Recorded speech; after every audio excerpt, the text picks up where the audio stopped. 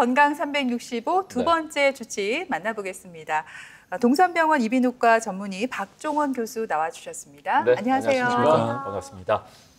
이제 병원에 수많은 진료과가 있는데 지난해 그 코로나 이후부터 가장 많은 영향을 받고 있는 곳이 이비인후과다 이런 얘기를 들었습니다. 사람들이 이제 마스크를 잘 끼고 다니니까 환자 수가 많이 줄었다는 얘기가 들리던데요. 실제로 맞는 얘기인가요? 어떻습니까? 예, 코로나와 밀접한 과가 저희 이비인후과라고 많이 생각을 해주고 계십니다. 네. 실제로 심사평가원 기록에 의하면 작년 1년 동안 이비인후과 환자가 한 30% 정도 줄었다고 이야기를 합니다. 하지만 대학에 있으면 사실 감기 말고 다른 질환들이 많이 저희 과에 있기 때문에 그런 그렇죠. 환자분들은 계속 병원을 내원해주고 계신 것 같습니다. 그래서 네. 실제로 그 30% 줄어드는 환자분들은 아마 전부 다 감기같이 이렇게 마스크를 많이 쓰시기 때문에 감기 같은 게 많이 예방이 돼서 그런 가벼운 질환이 많이 줄어드신 것 같고 실제로 이비인후과에 여러 질환들이 있어서 그분 질환을 가지고 계신 분들은 병원을 꼭 내원하셔야 되기 때문에 그런 환자분들은 대학에 여전히 많이 내원하고 계신 것 같습니다. 그렇군요. 그렇다면 교수님께서는 여전히 바쁘시다는 그런 말씀이신 걸로 알겠습니다. 박종원 교수님께서 침착하게 말씀을 해주셨기 때문에 제가 여기서 또 명탐정이지 않습니까? 또 조사를 했군요. 살펴봤습니다. A4 용지만 지금 15장을 제가 뽑아왔어요.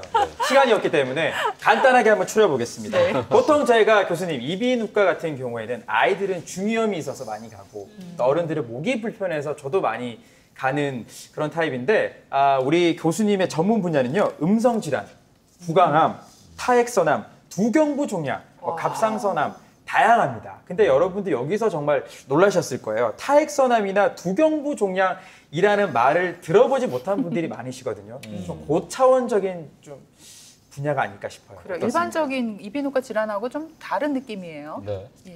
대부분 말씀하셨던 중이염이라든지 코에 생기는 비염 그리고 목에 생기는 감기, 인후염 같은 가벼운 감염 질환을 이비인후과에서 많이 본다고 생각을 하십니다. 하지만 대학에 있으면 가벼운 질환도 보지만 가벼운 질환에서 더 넘어서 음성 질환이라든지 아니면 얼굴과 목에 생기는 여러 가지 종양들을 저희가 다 보고 있습니다. 두경부 외과라는 말을 들어보셨는지 모르겠습니다. 그래서 이비인후과 학회 차원에서는 이비인후과에서 이런 여러 가지 질환들을 보고 있는 걸 알리기 위해서 이비인후과라는 표현보다는 이비인후 두경부 외과 아니면 두경부 갑상선 외과 이런 용어를 사용하여서 이비인후과에서 많은 병을 보고 있는 것을 알리고자 하고 있습니다.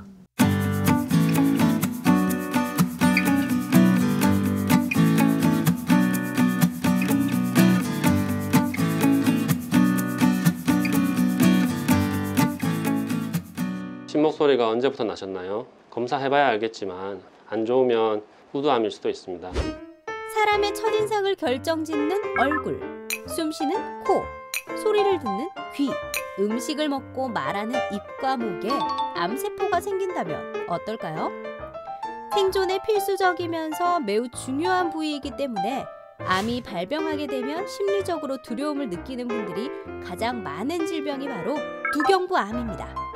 구강암, 인두암, 후두암 등 말 그대로 머리와 목에 생기는 암을 말하는데요. 다소 낯선 질환이기는 하지만 점점 발병률이 늘어나고 있습니다. 하지만 조기에 발견해서 적극적으로 치료할 경우 90% 이상의 완치율을 보이지만 3, 4기에 발견될 경우에는 사망률이 높습니다. 모든 암이 마찬가지지만 두경부암은 발병 부위가 일상생활을 영위하는 데 중요한 역할을 담당하는 만큼 조기 진단을 통해서 치료 범위를 줄이는 것이 매우 중요한데요. 우리가 모르는 두경부암의 모든 것 지금부터 알려드릴게요. 사실 앞에 뭐 다른 거는 대충 들으면 알겠는데 좀 고차원적이라고 느꼈던 타액선암, 두경부 종양 이런 건 저도 처음 듣거든요. 근데 뭐 목이나 코, 입 이런데 암이나 종양이 좀 자주 생기나요? 저는 사실 본 적은 없거든요. 갑상선암을 제외한 두경부암은 드문암이 맞습니다. 전체 암에서 한 2%에서 5% 정도. 하지만 두경부암은 증상이 굉장히 심하게 생기고 치료도 하기 굉장히 어려운 암이기 때문에 한번 생각해 보십시오. 사람의 첫인상을 결정짓는 게 얼굴이잖아요. 네. 또 그리고 코는 사람이 숨을 쉬는 기관이고 입은 저희가 또 말을 하는 기관이고 목은 저희가 음식물을 먹는 기관이지 않습니까? 이런 부분에 암이 생기면 어떨지 한번 생각해 보시면 좋겠습니다. 와, 일단 생각도 하기 싫은데요? 생각도 하기 싫고 그러게요. 일단 네. 너무 좀 걱정되고 너무 불편할 것 같기도 그래요. 하고. 예은 씨는 특히 또 먹는 거 좋아하잖아요. 먹는 못 거 먹으니까 얼마나 네. 슬퍼요. 너무 슬플 것 같은데요? 아니 저는 딱 듣는 순간 네. 목이 메었어요. 왜냐하면 어. 어떻게 보면 신체가 바로 이게 느껴지는 부분인데 맞아, 얼굴은 맞아요. 네. 그렇죠. 더 두려울 것 같은데요. 네. 예, 어떤가요, 교수님? 그렇죠. 아무래도 굉장히 저희가 많이 느끼고 많이 네. 사용하는 기관이기 때문에 생존에 필수적이기도 하고 네. 굉장히 또 중요한 부분이기 때문에 네. 이 부분에 암이 생기면 어떡하냐 하나 굉장히 심리적으로 두려움이 앞서는 암인 것 같습니다. 사실 두경부암 하면은 많이 낯선 느낌이 드실 그래요. 거예요. 네. 뭐 폐암, 위암, 간암 이런 건 들어봤어도 많이 두경부암이 뭔가 네. 다들 궁금하실 것 같은데 교수님 정확히 두경부암이라고 하면 정확히 어떤 걸 말하는 건가요? 실제로 우리의 몸에는 어디에나 암이 생길 수 있습니다. 두경부암이라고 하는 것은 어떤 특정 하나의 암을 이야기하는 것이 아니라 여러 가지 암을 이렇게 모아서 표현하는 용어입니다. 저희 두경부에는 입, 그다음에 혀, 그다음에 코, 그리고 귀, 그다음 침샘도 여기 있죠. 침샘, 그리고 목에 있는 후두 그런 부분까지 모두 포함을 하여서 이런 부분에 생기는 암을 두경부암이라고 합니다. 한자 뜻 그대로 머리와 목에 생기는 암을 모두 표현하는 것이고요. 대개 저희과에서는 머리 안에, 내 안에 발생하는 암을 제외한 나머지 머리와 목에 발생하는 암들을 이비인후과에서 보고 있습니다. 네. 생각했던 것보다 범위가 너무 놀라가지고 약간 지금 그래요. 머리 띵 맞은 느낌이에요. 아니 보통 이비인후과 가면 뭐 인후염 저도 증상 때문에 진료를 받았었는데 이제 쉽게 말해서 목구멍에다 암이 생길 수 있다는 거잖아요. 실제로 두경부암 환자들이 어느 정도 되는지 궁금한데요. 1년에 4,400명 정도 발생하는 암으로서 최근 4년간 19% 정도의 증가세를 보이고 있어서 점점 환자도 늘어나고 있습니다. 그리고 완치율적인 면에서도 59% 정도로 아직까지는 치료하기 어려운 암 중에 하나입니다. 그러면 그 동네에 있는 이비인후과에서 이렇게 치료를 받다가 암을 발견할 수도 있는 건가요? 왠지 두경부암이라고 하면 큰 병원에서만 발견할 수 있을 것 같다 이런 느낌도 들거든요. 그러게 말입니다. 처음에는 염증인 줄 알고 치료받다가 나중에 암인 경우도 생각보다 많이 있습니다. 예. 그러면 다 대학병원에 가셔야 된다고 생각하실 수가 있는데 가까운 병원을 가셔도 충분히 암을 진단받으실 수가 있습니다. 대학병원은 오히려 예약하는 데 시간이 많이 걸리고 그렇죠. 또 진료 기간도 많이 필요하고 그렇기 때문에 오히려 그것을 기다리다가 조기에 진단하는 기회를 놓칠 수도 있습니다. 동네에 가까운 의원이나 병원을 방문하셔서 네. 검사를 받아보시고 대학병원을 가보세요 이런 이야기를 들으시면 그때 두경부 외과를 전문을 하고 있는 저한테 오시면 되겠습니다. 아하, 교수님한테. 예. 일단은 동네 의원 1차 의료기관을 통할 필요가 있다는 말씀이었습니다. 아무래도 우리가 이제 숨쉬고 냄새 맡고 맛을 보는 기관, 이 머리 두경부 쪽에 어떤 고장이 났다고 하면은 정말 많은 그 부담과 불편을 겪게 될 것 같습니다. 두경부암이 다른 그 일반적인 암과 다른 점이 있다면 어떤 점이 있나요? 아나운서분들은 목소리를 많이 사용하시기 때문에 목소리에 대해서 말을 못하면 어떻게 할까 이런 굉장히 걱정이 많으실 것 같은데요. 그렇죠. 누구에게나 말을 하는 것은 굉장히 중요하기 때문에 말을 아예 못하게 두지는 않습니다. 말하는 방식을 바꾸거나 뭐 여러 가지 방법을 통해서 재활을 시켜서 저희가 항상 다시 말을 할 수 있게 많이 도와드리는데요. 이처럼 두경부암의 특징은 결국 삶의 질에 중요한 역할을 하는 먹고 말하고 이런 여러 가지 얼굴의 기능들을 잘 고려를 해서 치료를 해야 된다. 그것이 두경부암의 특징이라고 할 수가 있겠습니다. 예를 들면 얼굴을 포함하고 있기 때문에 외모라든지 아니면 표정 근육계 이런 것들을 다 포함을 해서 또 치료를 어떻게 할지 결정을 해야 되고요. 또는 발성, 시기, 또 호흡 곤란 이런 것들에 밀접한 관련을 가지고 있기 때문에 치료 도중에 이런 것들을 못하는 경우가 많아서 환자분들이 이런 것들 때문에 굉장히 많이 어려움을 겪습니다. 그렇군요. 이 암 자체만 치료하는 게 아니라 네. 우리 삶의 질도 어떻게 보면 책임져 주시는 중요한 임무를 맡고 계신 선생님이신데 그래요. 네. 먹고 냄새 맡고 말하고 이런 게 힘들어진다면 삶이 참 더 힘들지 않을까 그런 상상을 하게 되네요. 네네. 흔히 또 담배를 피우면은 폐암에 걸린다 이렇게 말하잖아요. 네. 두경부암에는 어떤지 궁금하고요. 두경부암을 일으키는 원인이 어떤 게 있을까요? 두경부암에서도 흡연이 가장 큰 원인입니다. 어. 원인으로는 흡연, 음주, 그리고 바이러스가 주 원인으로 알려져 있습니다. 첫 번째로 흡연에 대해서 말씀드리면 다들 흡연이 발암 요인인 건 알고 계실 겁니다. 네. 후두암 같은 경우에 두경부암 중에 하나인 후두암 같은 경우에는 한 95%의 암 환자분들이 다 흡연자입니다. 그리고 구강암 같은 경우에는 72% 정도의 환자분들이 흡연을 하고 있습니다. 후두암 같은 경우에는 이 확률을 보면 결국 담배 때문에 생긴다고 봐도 무방할 정도로 굉장히 밀접한 관련이 있습니다. 두 번째로는 음주가 또 큰 발암 요인입니다. 음주 같은 경우에는 목구멍, 식도와 가까운 후두, 하인두 부분에 생기는 암과 밀접한 관련이 있는데요. 이렇게 흡연과 음주를 같이 할 경우에는 두경부암 발생 확률이 일반인들에 비해서 한 4배 정도 높아진다고 알려져 있습니다. 그래서 흡연과 음주를 즐겨 하시는 분들은 더 적극적으로 정기적으로 이비인후과를 방문하실 필요가 있겠습니다. 네. 그리고 세 번째로 바이러스가 있습니다. 네. 몇몇 바이러스가 두경부암을 일으킨다고 알려져 있습니다. 그리고 또 기타로 반복적으로 발생하는 구내염이라든지 구강궤양이라든지 아니면 흔히 이제 위산 역류한 걸 많이 느끼실 텐데요. 이 반복적인 위산 역류, 또 비타민 결핍 같은 것들이 또 관련이 있는 것으로 이야기되고 있습니다. 아니 음주나 흡연은 뭐 암 발생률을 높인다 이해가 돼요. 근데 바이러스가 암 발생을 높인다고 하니까 저는 너무 좀 바이러스한테 약간 좀 실망했어요. 그렇게 안 봤거든요, 그 친구를. 밉죠. 예, 왜냐하면 지난 시간에 뭐 자궁경부암 원인으로 유두종 바이러스 얘기 들었지만, 예, 예. 바이러스 때문에 두경부암이 생긴다고요? 두경부암에서도 바이러스는 중요한 원인이 됩니다. 인간 유두종 바이러스와 앱스테인-바 바이러스 이 두 가지가 두경부암과 관련이 있다고 알려져 있습니다. 인간 유두종 바이러스는 사실 흔히 볼 수 있는 바이러스입니다. 손과 발에 사마귀는 흔히들 많이 경험해 보셨을 겁니다. 그런 사마귀를 일으키는 바이러스가 인간 유두종 바이러스인데요. 이 바이러스 중에 몇몇 종류들이 자궁경부암이라든지 두경부암을 일으키게 됩니다. 종류를 숫자를 붙여서 표현을 하는데요. 16번 타입, 18번 타입의 이 인간 유두종 바이러스가 암을 주로 유발한다고 알려져 있습니다. 네. 그리고 인간 유두종 바이러스 외에 앱스테인-바 바이러스가 두경부암을 역시 유발을 하는데요. 이 앱스테인-바 바이러스는 비인두암을 유발을 합니다.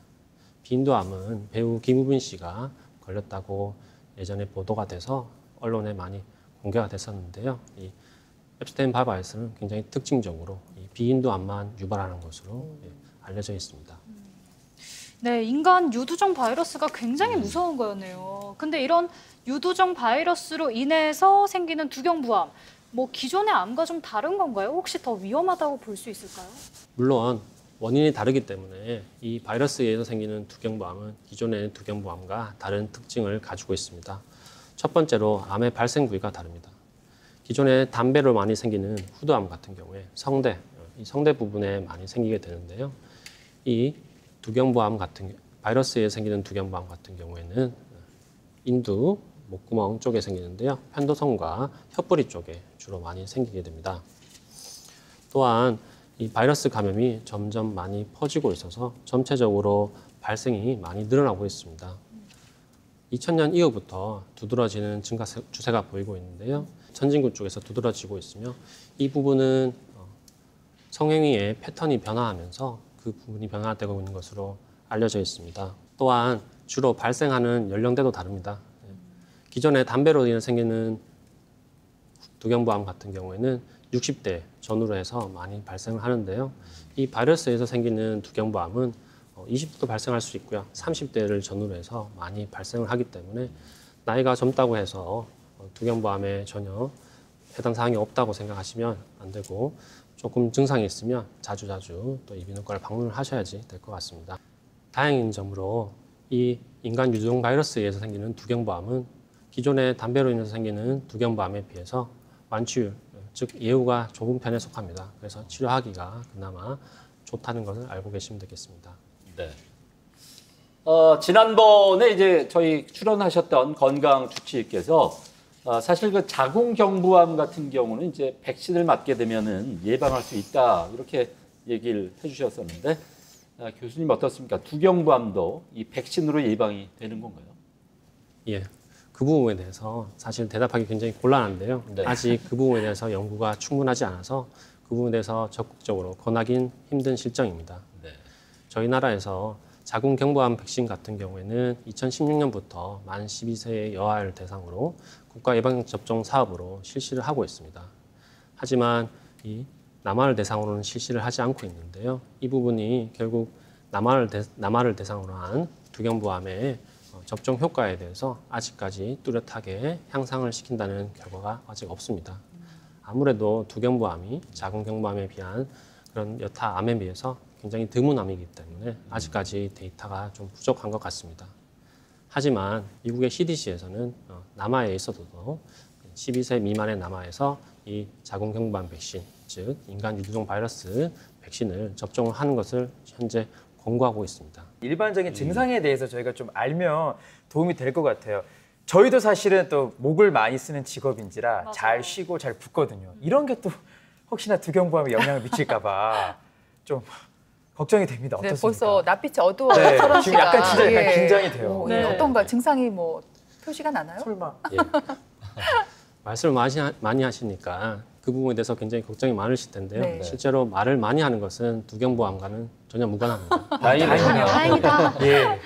실제로 그리고 목 통증을 많이 느낀다고 하시는데요. 아무래도 목을 많이 사용하시다 보니까 목에 대한 통증을 조금 더 예민하게 느끼시는 것 같고요. 실제로 입이라고 하는 공간은 바깥에서 균들이 많이 들어왔다 나갔다 하는 공간이기 때문에 가벼운 염증은 누구나 흔히 경험하시는 부분입니다. 두경부암의 증상은 부위마다 사실 다 다릅니다. 예. 구강암 같은 경우에는 3주 이상 지속되는 구강궤양, 구강부종 또는 출혈 또는 변색, 하얀색이나 빨간색으로 변색이 되는 반점들 이런 경우가 의심해 볼 수 있습니다.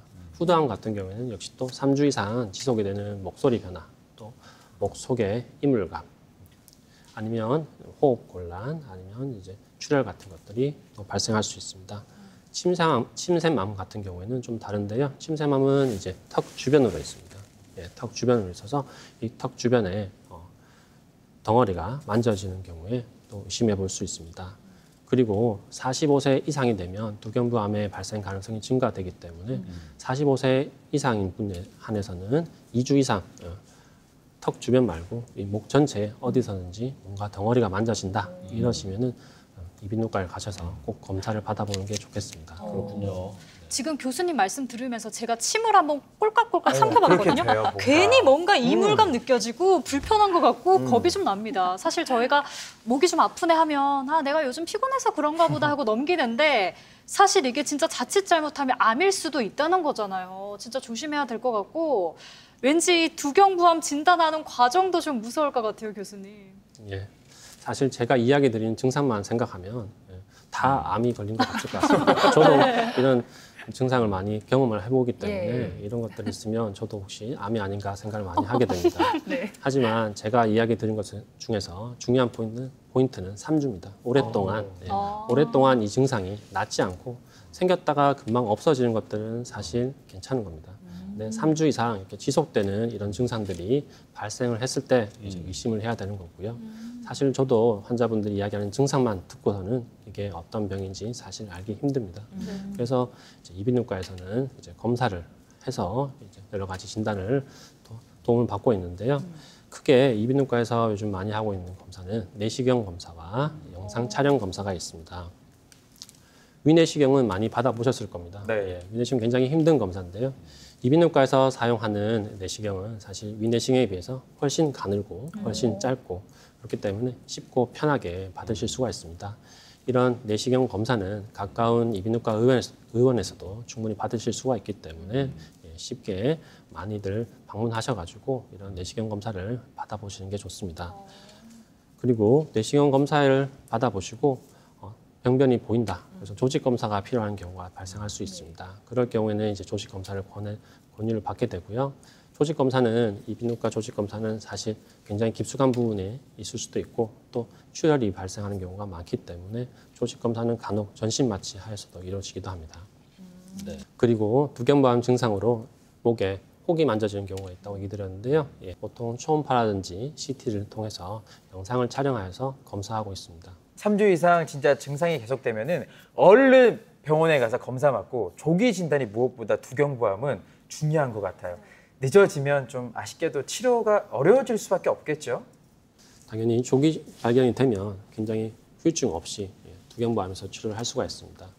하지만 이렇게 늦게 발견될 경우에는 두경부암 치료에 있어서 치료를 받고 나서 이런 말하고 먹는 기능들이 굉장히 안 좋아지게 됩니다. 그렇기 때문에 이 두경부암 치료를 할 때는 이 환자분이 삶의 질이 어떻게 될지 그걸 잘 선택을 해서 치료를 해야 됩니다. 크게 암 치료라고 하면 수술적 치료, 항암 치료, 방사선 치료 이 세 가지가 많이 언급이 됩니다. 두경부암에서는 수술적 치료와 방사선 치료가 주가 되는데요. 이 생기는 발생하는 부분에 따라서 이 방사선 치료를 할지 수술적 치료를 할지 저희가 결정을 해서 환자분한테 권유를 하고 있습니다. 대개 예전에는 방사선 치료를 많이 했었습니다. 수술적 치료를 하게 되면 아무래도 기능들이 많이 손실이 되는데요. 최근에는 많은 수술적 기구가 많이 발달을 해서 앞서 시간에 이야기했던 것처럼 이제 여러 가지 내시경 수술들이라든지 아니면 요즘은 로봇 수술도 많이 들어보셨을 겁니다. 이런 수술법을 통해서 많은 도움을 얻어서 최대한 기능을 보존하고 수술할 수 있는 방법들이 많이 발생을 했기 때문에 적절하게 두경부외과 의사들하고 많이 고민을 해서 환자분들의 삶의 질을 최대한 좋게 치료하는 것이 중요하겠습니다. 최근 20, 30대 젊은 층들이 이제 설암 환자, 그러니까 혀에 그 암이 생기는 그런 환자들이 많이 생겨나고 있다는 얘기가 들리고 있는데 이게 먹는 거, 식습관과 어떤 관련이 있는 건가요? 예전에 이제 야구 선수들이 요즘은 그런 경우는 거의 없는데요. 씹는 담배를 많이 사용을 했었어요. 야구 선수들이. 그래서 그런 운동 선수들이 사용하는 씹는 담배라든지 아니면 중국 사람들이 굉장히 뜨거운 차를 많이 먹는데요. 그런 뜨거운 차에 반복적으로 노출시키는 것도 사실 좋지는 않습니다. 그런 특징적인 그런 행위 말고 저희가 흔히 하는 뭐 탄 거 먹는 거나 짠 걸 드신다거나 매운 음식을 드시는 거는 사실 관계는 없습니다. 최근에 20대, 30대 설암 환자가 증가한다고 하셨는데요. 이 부분은 식습관보다는 바이러스에 의해서 증가하는 두경부암이 포함이 돼서 그 부분이 더 증가되는 것처럼 보이는 것이라고 생각합니다. 예. 교수님께서 아까 너무 뜨거운 차는 마시지 말라고 했는데 저는 뜨거운 차를 즐겨 마시거든요. 걱정입니다 벌써. 사실 두경부암 하면 먹고 마시고 냄새 맡고 이런 삶의 질과 굉장히 관계가 있잖아요. 미리 예방할 수 있는 방법이 있으면 알아두면 좋을 것 같은데요. 어떤 게 있을까요? 사실 첫째도 둘째도 금연입니다. 금연이 이미 전통적으로 두경부암의 가장 큰 위험 요인으로 알려져 있기 때문에 금연한 것이 가장 중요하고요. 그 다음이 금주, 그 다음이 구강청결 이런 부분이 중요합니다. 바이러스와 관련되어서는 이 성행위를 통해서 많이 전파가 됩니다. 그렇기 때문에 건전하고 위생적인 성생활을 한다면 충분히 예방할 수 있을 것으로 생각됩니다. 평소에 이렇게 막 목 운동을 자주 한다거나 목 주변에 림프절을 막 자주 만져주고 이런 것도 두경부암에 좀 도움이 될까요? 궁금하더라고요. 목에 운동을 한다든지 마사지를 한다든지 이런 것들은 사실 암에 발생하고는 사실 관계가 없습니다. 하지만 이런 조기 발견에는 사실 의미가 있을 것 같습니다. 그래서 자주 자기 얼굴이라든지 목 부분에 마사지를 해보는 것으로 통해서 이렇게 조기에 암을 발견하실 수가 있습니다. 실제로 제가 아시는 분 중에서 귀 밑에 여드름만한 작은 혹이 생겼던 분이 있습니다. 처음에 저한테 연락이 왔을 때 사실 그거 뭐 여드름이겠지 이렇게 생각하고 대수롭지 않게 생각을 했는데 그분의 말이 여드름이 생긴 적도 없고 나는 한 달 동안 이게 계속 있다 이렇게 이야기를 하셔서 제가 불러서 조직 검사를 했었는데요. 실제로 침샘암이 나왔었습니다. 그래서 굉장히 조기에 발견이 돼서 치료는 굉장히 잘 돼서 굉장히 좋은 경우였습니다. 네, 오늘 이렇게 두경부암에 대해서 얘기를 나눠봤는데 좀 생소한 내용인 만큼 저희가 이제 귀를 쫑긋 세우고 들었던 아주 유익한 시간이었던 것 같습니다. 오늘 좋은 말씀, 건강한 정보 알려주신 교수님 감사드립니다. 네, 고맙습니다. 수고하셨습니다. 고맙습니다.